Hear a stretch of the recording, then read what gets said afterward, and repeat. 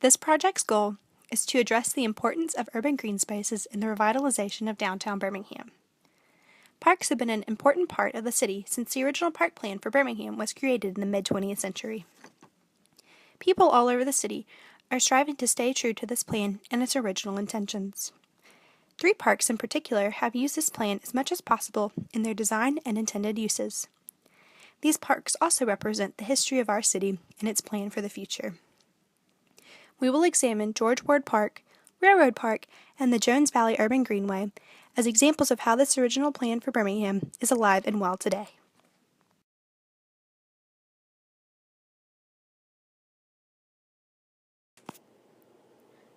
In 1925, Frederick Law Olmsted Jr. and John Charles Olmsted of the Olmsted Brothers architecture firm in Brookline, Massachusetts, came to Birmingham, Alabama at the request of the Parks and Recreation Department in order to develop a park plan for the city.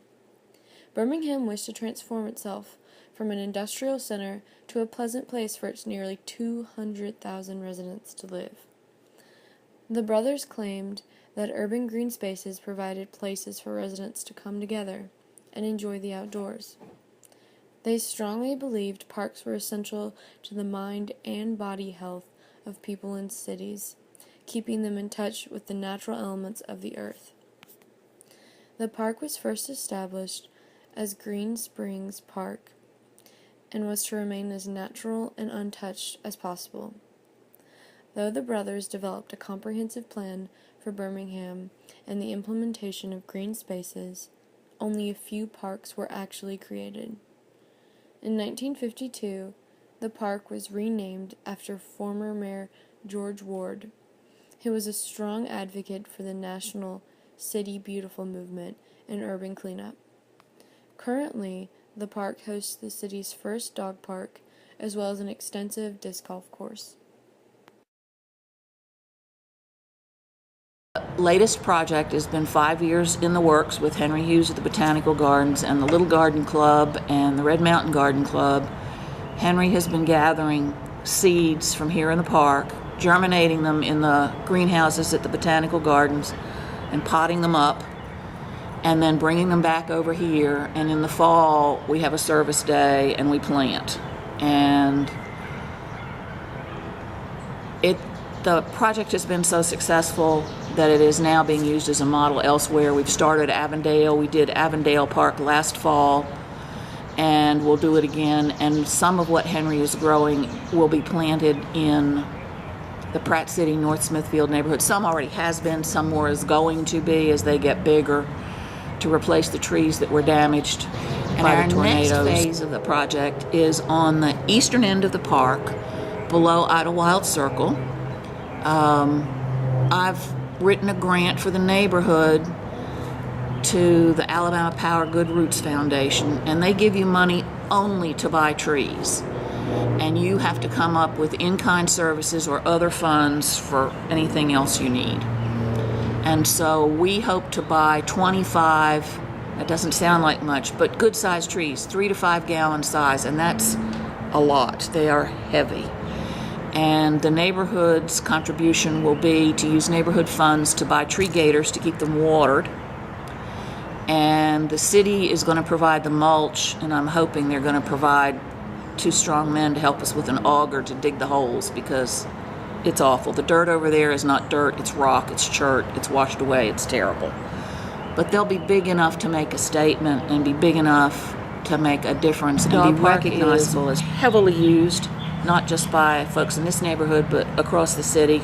And now other areas, other cities have built dog parks, but that one's still busy. My husband and I bring our dog down here, and you meet the same people. It's a whole nother little cluster of neighborhood, and you get to know the dogs better than you get to know the people sometimes. And that's okay.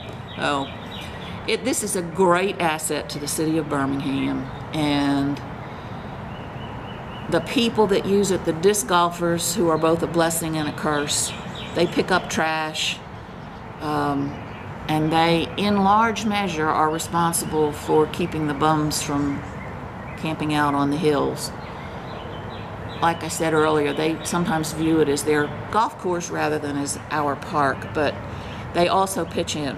We let them know they're on our neighborhood email list, and they'll have people out when we have cleanup days. And when we did the planting up on the hill, they were up there helping. So it's been very beneficial. It has been truly a community project.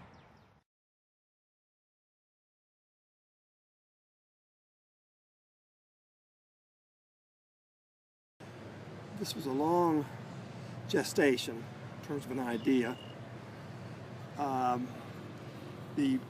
I was very active in the Birmingham Historical Society, and over the years, mainly back in the 80s, and we had looked at the railroad corridor as an important part of Birmingham's history.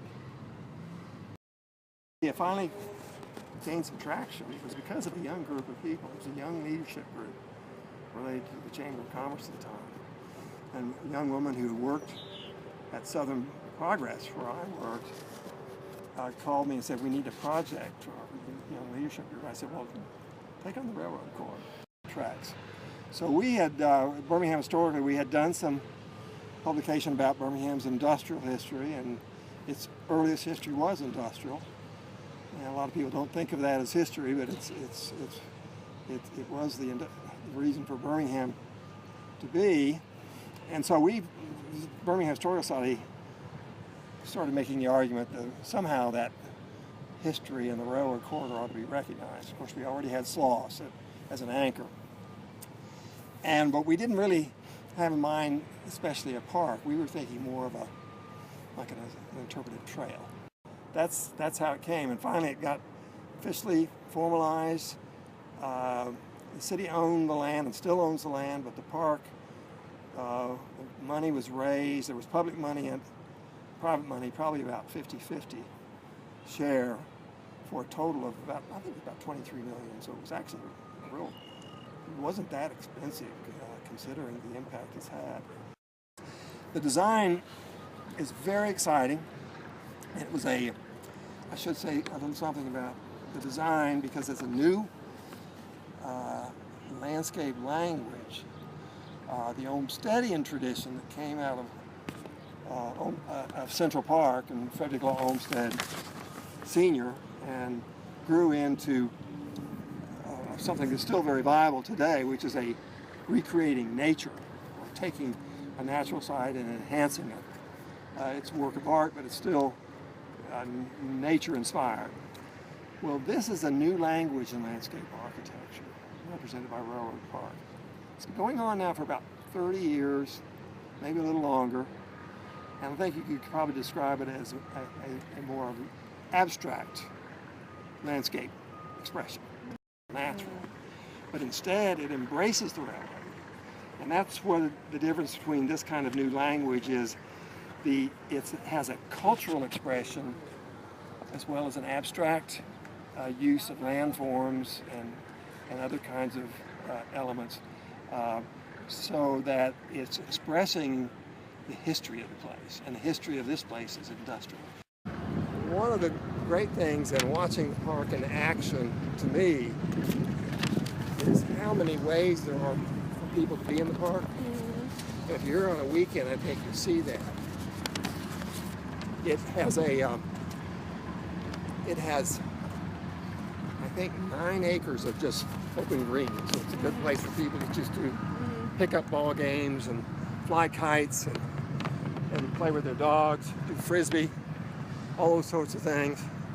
And then there are all these pockets, like down by the lake, where people can make a kind of own little picnic area. So there's a big park, but there's a lot of small components within it. And it sits within a city grid, a grid of streets. The downtown streets are gridded.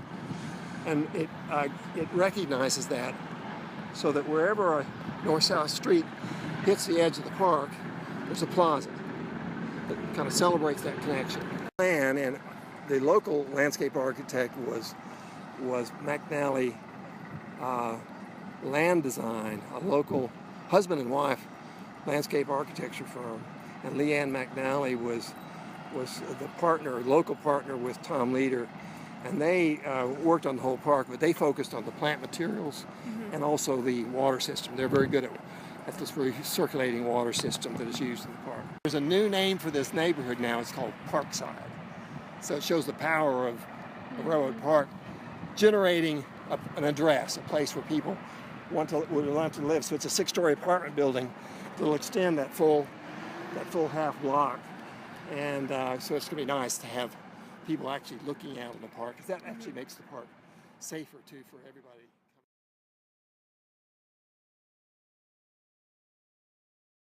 So I'm Ryan Parker. I work for the Freshwater Land Trust, and the project that I work on is the Red Rock Ridge and Valley Trail System project. And basically what that is it goes back to the Olmsted Brothers' original plan for Birmingham, which when they created it in 1924, the whole idea was to have a series of greenways that span the entire city. And what the recommendations were was to use kind of the floodplains, use the rivers and the streams as an opportunity to create this green space. Basically, with the Red Rock Ridge and Valley Trail System, kind of the inspiration for it was this idea that we have these amazing parks in Birmingham. We have places like George Ward Park, we have Railroad Park, we have Red Mountain Park, we have Ruffner Mountain, we have all these great places, but there's really no way to get there. The most, I guess, impressive part of this whole connection is the 4 blocks, which are 2 blocks next to Railroad Park, which is going to be the Rotary Trail. And Rotary, the downtown Rotary basically said this is a project. They had some criteria. They were having their 100-year anniversary, and they said we want a project that's going to benefit the environment, that's going to benefit people's health, that's going to benefit the downtown economy, that's going to benefit the sustainability of Birmingham as a city, and it's going to have social benefits as well to get people out and get them meeting their neighbors and things like that. So they took proposals, and we proposed this trail project. It's essentially four blocks of abandoned rail corridor. It's kind of sunken, it's below grade, and it runs right along First Avenue South. And it's kind of surrounded by office buildings, surrounded by lofts and things like that. Just the potential is so great because you see what's happened with Railroad Park. You see what it's done to the surrounding areas. If you go by there now, they're building a new condo complex. There are office buildings scheduled to go in there, and there's a new baseball stadium. I mean, there's just so much happening there. So you kind of take that momentum and you transfer it a few blocks to the east, and you've got a whole other opportunity for a 4-block park.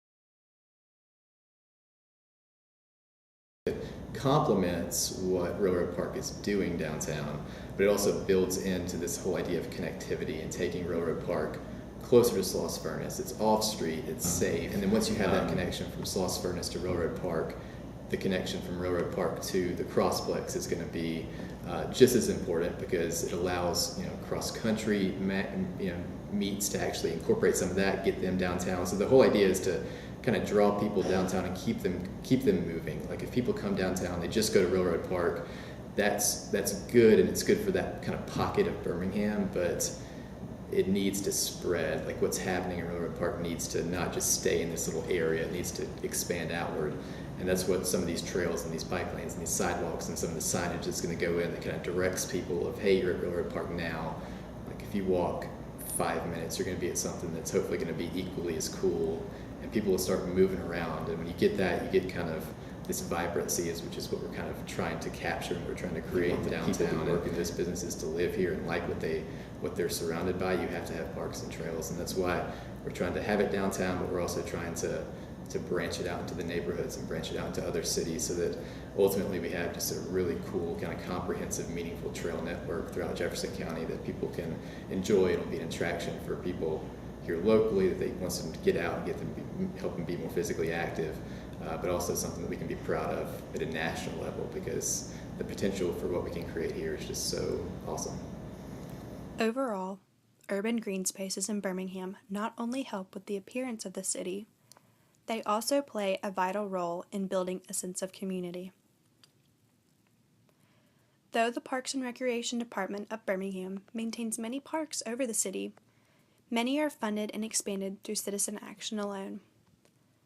George Ward Park is maintained solely through the Friends of George Ward Park nonprofit group, which works on several projects a year, as well as applying for grants for future projects. The Jones Valley Urban Greenway, First Avenue Cut, is to be funded entirely by Birmingham Rotary and has already started construction. Without the initiative of the people of Birmingham and their vision for the future, we wouldn't have areas like Railroad Park and Regents Field. It is up to the people to help Birmingham become the type of city we want it to be.